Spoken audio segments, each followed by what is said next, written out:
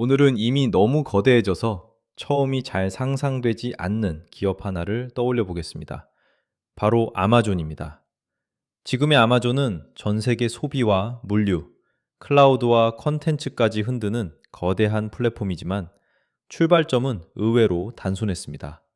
안정적인 직장, 빠른 승진, 누구나 부러워할 만한 커리어를 내려놓고 아직 아무도 확신하지 못하던 인터넷에 인생을 걸어본 한 사람의 결단이었죠.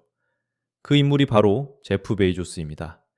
제프 베이조스는 어린 시절부터 과학과 발명에 강한 흥미를 보였고, 마이애미 팔메토 고등학교를 수석 졸업한 뒤 프린스턴대에서 전기공학과 컴퓨터과학을 공부해 1986년 우등으로 졸업했습니다. 이후 그는 핀테크 성격의 회사 피테, 뱅커스 트러스트를 거쳐 1990년 D-이슈에 합류했고, 그곳에서 인터넷의 가능성을 검토하는 역할을 맡으며 빠르게 두각을 드러냈습니다. 그는 D-이슈의 최연소급 수석 부사장으로 불릴 만큼 빠르게 성장했습니다. 그런데 그의 인생을 바꾼 건 화려한 승진이 아니라 하나의 숫자였습니다. 1994년 그는 인터넷 사용이 연간 2300% 수준으로 성장하고 있다는 자료를 보고 충격을 받습니다. 그리고 곧바로 질문을 바꾸죠. 이 정도 속도로 커지는 세상이라면 그 위에 어떤 사업을 세워야 하는가? 이것이 훗날 아마존으로 이어지는 출발점이 됩니다. 여러 자료에 따르면 그는 온라인으로 팔기 적합한 상품을 약 20개 정도 검토했고, 최종적으로 책에 집중하기로 결론 내렸습니다. 책은 종류가 매우 많고 표준화된 데이터 관리가 쉬우며 오프라인 대형 유통업체가 모든 재고를 한 번에 보여주기 어려운 상품이었기 때문입니다. 하지만 문제는 여기서부터였습니다. 좋은 아이디어가 보인다고 해서 당장 인생을 걸 수 있는 사람은 많지 않습니다. 당시 베이조스는 월가에서 촉망받는 커리어를 쌓고 있었고, D-이쇼는 매우 유망한 회사였습니다. 그는 상사 데이비드 쇼에게 자신의 구상을 이야기했지만 결국 스스로 회사를 떠나는 길을 선택합니다.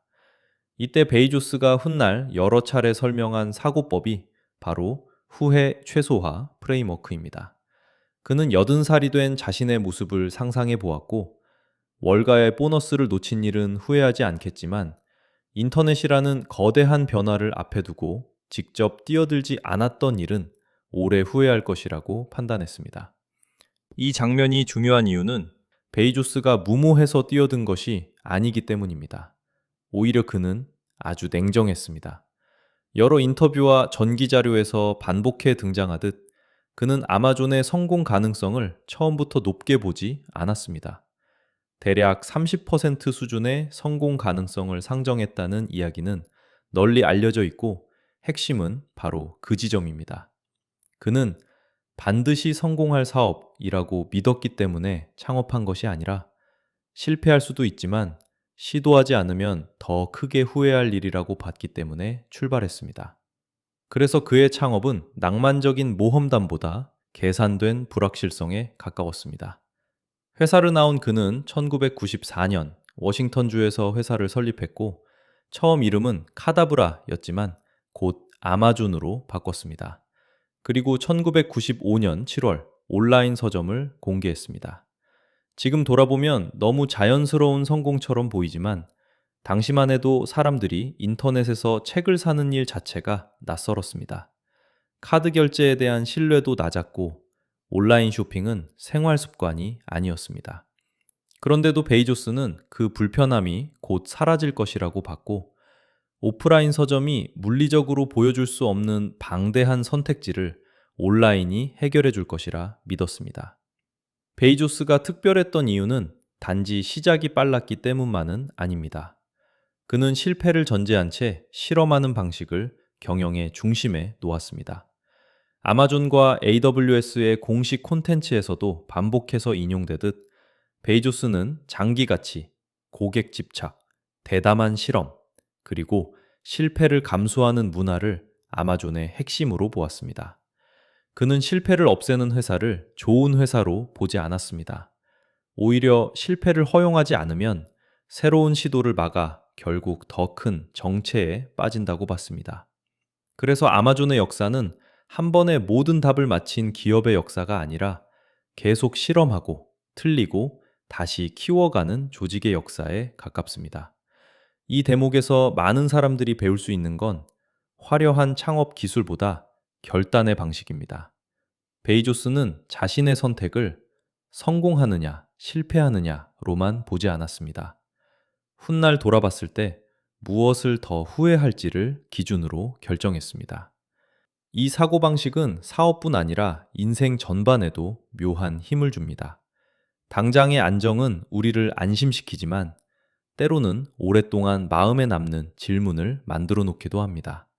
반대로 위험한 선택은 우리를 불안하게 하지만 한 번은 제대로 살아봤다는 감각을 남기기도 하죠. 베이조스가 남긴 가장 강한 메시지는 아마 여기에 있습니다. 거대한 변화의 문 앞에서 완벽한 확신을 기다리기보다 후회의 크기를 먼저 계산하라는 것 말입니다. 그리고 시간이 흐른 뒤 그 선택은 단지 온라인 서점 하나의 성공으로 끝나지 않았습니다. 아마존은 전자상거래를 넘어 물류, 디지털 콘텐츠, 클라우드 컴퓨팅 등으로 확장하며 세계에서 가장 영향력 있는 기업 중 하나가 됐습니다. 하지만 이 거대한 결과만 보고 베이조스의 출발을 해석하면 중요한 본질을 놓치게 됩니다. 그는 처음부터 제국을 본 사람이 아니라 누구보다 빨리 다가오는 변화를 읽고 그 변화 위에 자신이 감당할 수 있는 첫 번째 실험을 올린 사람이었습니다.